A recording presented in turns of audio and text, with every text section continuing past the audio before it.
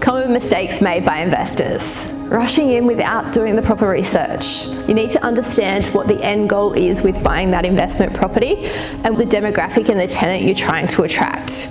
You need to ensure that it's got good amenities, schools, parks, transport. You need to ensure that there's future capital growth within the area. You need to understand the property's history. Has it been subject to flooding, termite damage? And understand, does the property need future renovation or is it right for tenants now? Doing your research and taking the time to ensure you're buying the best investment in a great area with great capital growth potential is how you'll succeed in gaining financial freedom through property.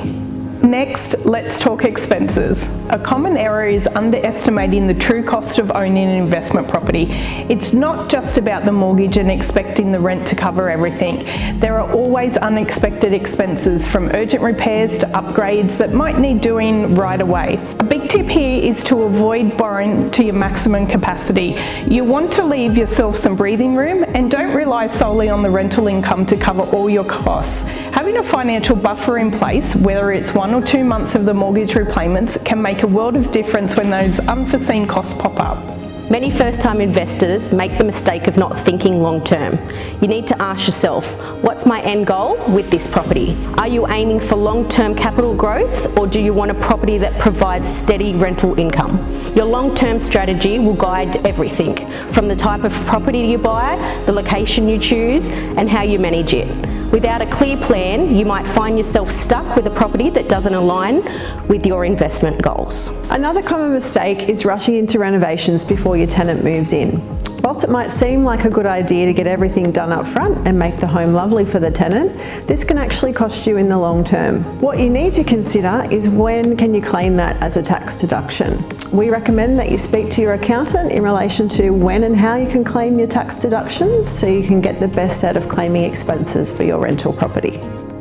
One of the hardest things to avoid, letting emotions guide your decisions. It's natural to fall in love with a property, especially if you picture yourself living there. But as an investor, you need to stay objective. Remember, this isn't your home, it's an investment. Always make decisions based on the numbers. How much is it going to cost you? What are the expected returns? If you find yourself getting too emotionally attached to a property, take a step back and ask yourself if it truly meets your investment goals. Finally, choosing the wrong location or type of property is a common misstep. Some first-time investors jump into areas that are outside of their expertise, or they choose properties that require more work than what they've bargained for. Before you invest, you need to consider whether the property needs significant renovations. Do you have the time, budget and experience to handle the type of renovations that are required? And is it the right location for the type of tenants that you'd like to attract? These are critical questions to ask yourself before you commit to buying an investment. If you're thinking about investing in property for the first time, remember the key mistakes to avoid. Do your research, know your area inside and out. Plan for unexpected expenses and don't rely solely on the rental income.